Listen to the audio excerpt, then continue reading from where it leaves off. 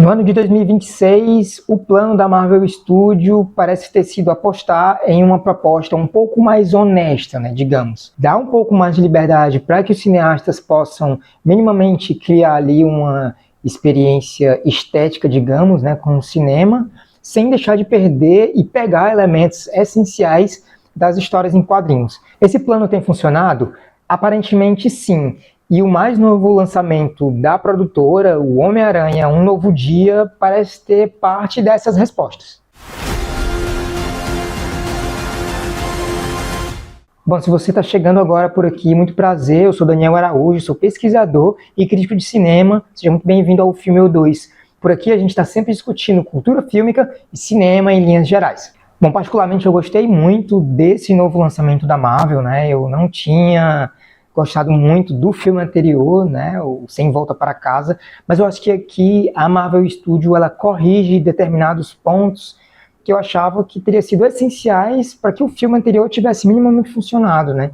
E dos pontos que eu acredito que façam uma maior inflexão nisso, eu destacaria a relação do elemento dramatúrgico, né, ou a condição do elemento dramatúrgico dentro desse filme, assim. É óbvio que o Homem-Aranha não é um filme dramático, né, é um filme de super-heróis, mas existe um elemento na performance, né, e na forma como esses personagens foram construídos, que ajuda muito a dar uma palpabilidade, né, ou um ar mais naturalizado, né, menos artificializado e mais próximo da realidade, digamos assim, do que no filme anterior, por exemplo, né? Eu particularmente gostei muito da dinâmica dos três atores principais, né? Que são aí a MJ, o próprio Peter Parker, que é o Homem-Aranha, e o personagem do Ned.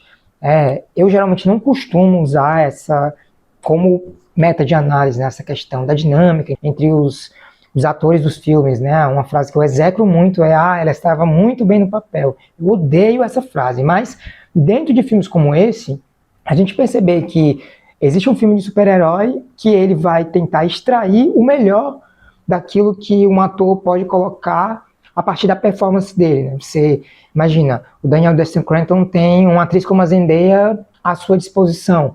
Ele vai tentar ali extrair o máximo que ela pode em relação em termos de performance para ver até onde ela rende e quais camadas dramatúrgicas, né, e dramáticas ele consegue elaborar junto com a atriz, né, na proposição da questão da atuação cênica, né, da entrega cênica que o ator consegue fazer. Existem algumas cenas em que isso fica bem explícito, assim. Tem uma sequência em que os personagens eles estão numa festa, e é muito legal, porque você percebe justamente esse frescor na forma como a dramaturgia ela é desvelada na cena, né? É muito natural, né? A forma como os atores interagem, como os personagens, né, declamam texto, né, ou colocam vida naquele texto, assim. A gente, às vezes, nem percebe que está vendo um filme encenado, né, digamos assim. Principalmente um filme de super-herói, né, onde geralmente a gente tem as falas muito marcadas, né. Existe um frescor, né, uma naturalidade que coloca esse filme num outro nível, assim. Não é nada demais, obviamente, mas garante, né, essa vitalidade, né, e esse índice de novidade para esse tipo de produção da Marvel, por exemplo. Um outro ponto que também está ligado a isso, ou talvez seja uma consequência direta disso, é a forma como as composições imagéticas do filme, né, ou seja, a forma como o filme é captado, né, o modo como o Cretton ele vai pensar essa fotografia do filme em linhas gerais, ela reflete isso também, assim, né? Geralmente os filmes do subgênero super-herói, eles tendem a ser ou ter uma estética mais superficializada, né? Obviamente que isso não é um problema, assim, é uma questão de estilo, né? É uma questão de estética. Não é porque o filme tem uma imagem totalmente artificializada que ele pode ser dito como menor, né? Por exemplo, se a gente for pegar um exemplo como o Speed Race da Wachowski, é um bom exemplo assim de como que um filme que ele é todo feito em digital, não necessariamente ele evoca essa espécie de grau menor do que seria o cinema de aventura, por exemplo. É um excelente filme para a gente pensar nisso. Só que aqui, o Cretton ele vai dar uma volta para dispensar um pouco o uso desse CGI pesado, né? Ou mesmo do uso da tela azul, que diminui um pouco, né, essa carga mais densa da artificialidade que o CGI traz, para apostar em uma construção um pouco mais naturalista, né?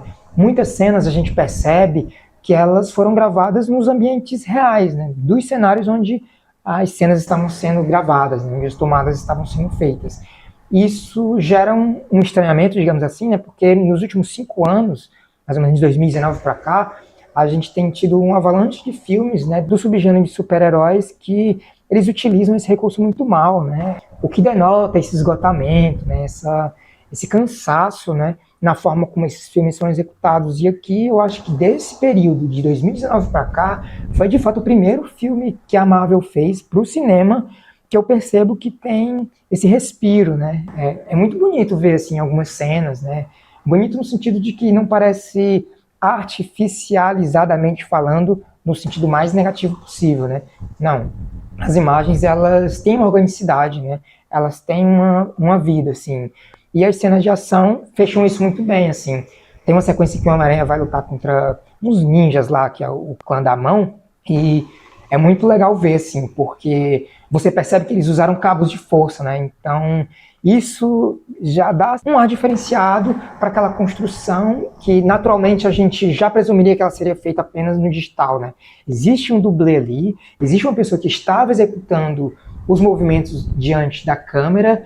E isso é um resgate a uma condição bem primária do cinema, assim, né? Que é legal, né? Colocar em fricção em tempos de cinema com câmeras com potencial absurdo de captação, né, com o uso do CGI também, e com o aprimoramento que as ferramentas de IA também trazem para a produção cinematográfica em linhas gerais. Eu realmente fiquei bem satisfeito assim, com o resultado final da direção do Cretton, né?